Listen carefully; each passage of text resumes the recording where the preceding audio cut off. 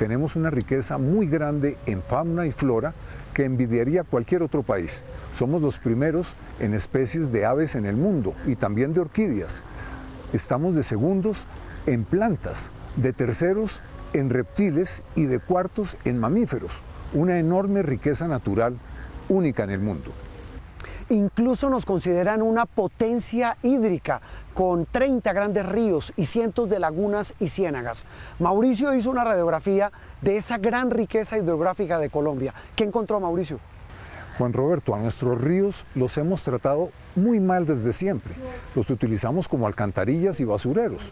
Más de la mitad de los municipios de Colombia no tiene plantas de tratamiento para las aguas residuales, por lo cual estas aguas van directamente a nuestros ríos.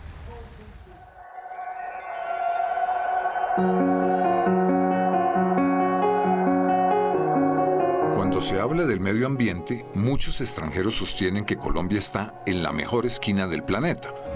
El país está bañado por dos océanos.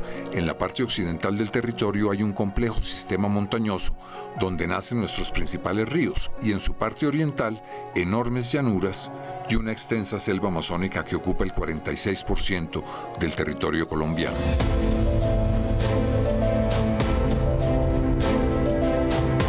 Esa diversidad geográfica ha posicionado a Colombia como el segundo país más biodiverso del mundo. Sin embargo, esa riqueza natural está cada vez más amenazada por el comportamiento humano que destruye el frágil medio ambiente que nos rodea. Talamos nuestros bosques naturales para abrirle más campo a una ganadería ineficiente y a los cultivos de coca, que siguen siendo los más extensos del mundo. Nos acostumbramos a que en el país se deforeste el área de 30 campos de fútbol al día y que el 65% de la madera que se utiliza en Colombia sea ilegal. Desde la aparición del monitoreo satelital en el año 2000, se han deforestado en 20 años 1.500.000 hectáreas a un ritmo de 150.000 a 200.000 hectáreas por año.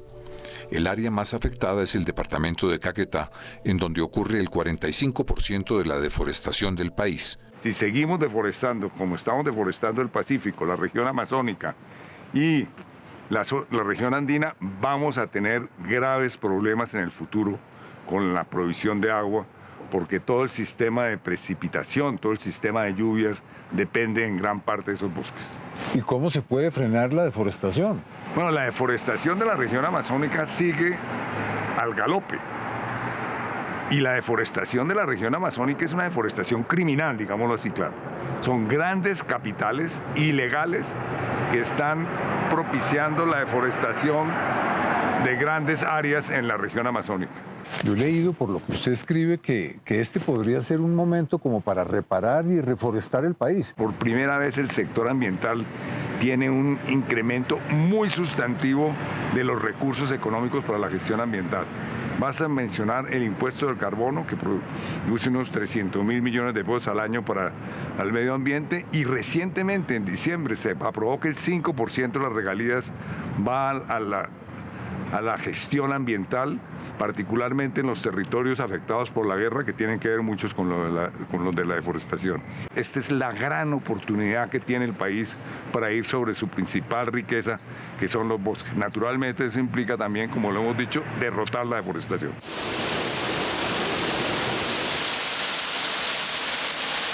Con nuestro comportamiento, los colombianos hemos maltratado nuestros ríos, a los que utilizamos desde siempre esencialmente como alcantarillas, arrojándoles toda suerte de desechos y basuras. Y la mayor contaminación que llega a nuestros ríos proviene de las aguas servidas de las grandes ciudades. El ejemplo sobresaliente es el río Bogotá, el más contaminado del país. El 85% de las aguas residuales de los 8 millones de habitantes de la capital van todavía directamente al río, sin ningún tratamiento. En teoría, para lograr tratar la totalidad de las aguas residuales de la capital, habrá que esperar hasta el 2028, cuando entre en funcionamiento la planta de tratamiento de Canoas en Soacha, que está en construcción y será la más grande del país.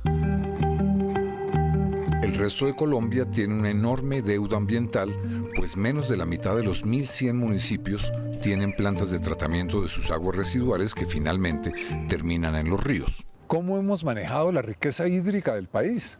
Lo que dicen los datos es que no la hemos manejado bien. Hay un indicador que me parece muy representativo y es que el 25% de las cabeceras municipales en el país en la época seca pueden quedarse sin agua. Y eso es un indicador de que las cosas no están siendo bien manejadas. ¿La agricultura y la minería siguen contaminando igual que antes? Siguen. Lo que uno revisa, por ejemplo, de 2014 a 2018, que no es un periodo muy largo, con base en los datos oficiales del Estudio Nacional del Agua, lo que uno ve es que, por ejemplo, en minería de carbón, el requerimiento, la huella de esta minería en el agua aumentó en un 24%. En 4 años eso es bestial. En agricultura, yo creo que siempre se tiende a calificar, y así es, que la agricultura en general es la actividad que más requiere agua, que más contamina agua, es cierto, pero cuando uno revisa con cuidado los datos, resulta que el 50% de esa agua corresponde a actividades de agroindustria, corresponde a palma, corresponde a plátano, corresponde a actividades que no son hechas por el campesinado. Yo creo que hay que hacer una separación, pero definitivamente pues la agricultura sí es una gran contaminadora de agua, particularmente la agricultura de gran escala. Los colombianos nos acostumbramos a registrar continuamente y ya sin mayor preocupación los desastres ambientales generados a nuestros ríos durante 55 años ininterrumpidos por los más de 3.800 atentados de las guerrillas de las FARC y el ELN contra los oleoductos. Este crimen ambiental, que se volvió permanente, es una especialidad vergonzosa y exclusiva de Colombia. También arrojamos a nuestros ríos los desechos químicos como los ácidos sulfúrico y clorhídrico provenientes de los innumerables laboratorios de coca y los envenenamos con plomo y mercurio que utiliza la minería del oro, que representa el 60% de la minería ilegal del país. Ya en los mapas nacionales, zonas como el nordeste antioqueño, zonas como el Chocó, se notan a nivel de mapa nacional. Es decir, tenemos ahí una situación gravísima en términos de una actividad muy contaminante. Los parques nacionales son quizás el tesoro ambiental más preciado del país. Hace 60 años se declaró el primer parque natural en Colombia, el de la Cueva de los Guácharos, en el Huila. Hoy hay 59 parques naturales más, y las áreas naturales protegidas del país superan los 20 millones de hectáreas. ¿En qué grado de conservación se encuentran los parques naturales? En este momento en el sistema de parques de Colombia hay más de 17 millones de hectáreas y de ellas 333.000 tienen un deterioro por cambio de la cobertura de bosques o de áreas naturales. De tal manera que si comparamos el total versus lo afectado, yo diría que es un excelente estado de conservación en la mayor parte del territorio. Se estima que 300.000 hectáreas han sido modificadas en los parques. ¿Quiénes las modifican? Indudablemente la ganadería, por razones de la extensión, es la más grave para parques nacionales. De las 330.000 hectáreas afectadas por cambio de uso del suelo, más de 200.000 están dedicadas a pastos para ganado. ¿Qué tan serio es el problema del narcotráfico en los parques? Es grave, por supuesto, pero no en extensión.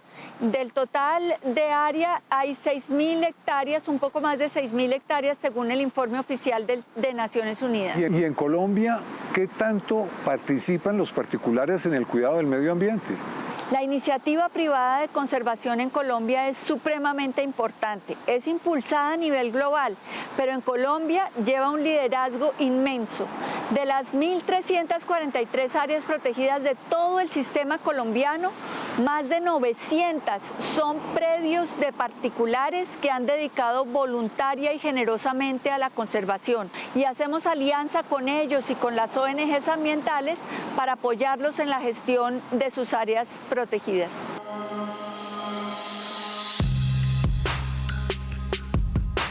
En Colombia, como en el resto del mundo, las grandes ciudades enfrentan el creciente problema de la contaminación del aire. En nuestro país, unas 10.000 personas mueren al año por enfermedades producidas o agravadas por un aire enrarecido. Y los costos para el sistema de salud y las incapacidades laborales llegan a los 13 billones de pesos anuales. Durante las cuarentenas impuestas por la pandemia, el aire de las ciudades más contaminadas, Bogotá, Medellín y Cali, mejoró notoriamente y aún tienen niveles de contaminación inferiores a los que se tenían antes de la pandemia. Pero poco a poco, con la reapertura, se teme que volverán a los niveles de contaminación previos al coronavirus.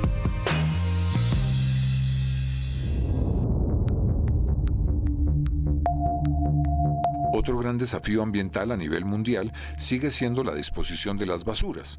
En Colombia, en los últimos 15 años, esa disposición ha mejorado. En el 2005, el 88% de la basura terminaba en botaderos a cielo abierto y un 12% iba a los rellenos sanitarios. Hoy, el 93% va a dar a los rellenos sanitarios y solo el 7% se sigue disponiendo en botaderos a cielo abierto. Pero actualmente la tercera parte de los rellenos sanitarios están en estado crítico. 15 de ellos tienen vencida su vida útil y 77 más estarán al tope en los próximos 3 años. Además, los colombianos no hemos entendido todavía la importancia del reciclaje, pues solo el 8% de los hogares separa sus desechos, por lo que millones de toneladas de materiales aprovechables terminan enterrados saturando los rellenos sanitarios. Es muy poco el material aprovechable que se separa. Si hubiera más, los procesos de reciclaje de plástico, cartón, vidrio y chatarra podrían doblar o triplicar su producción.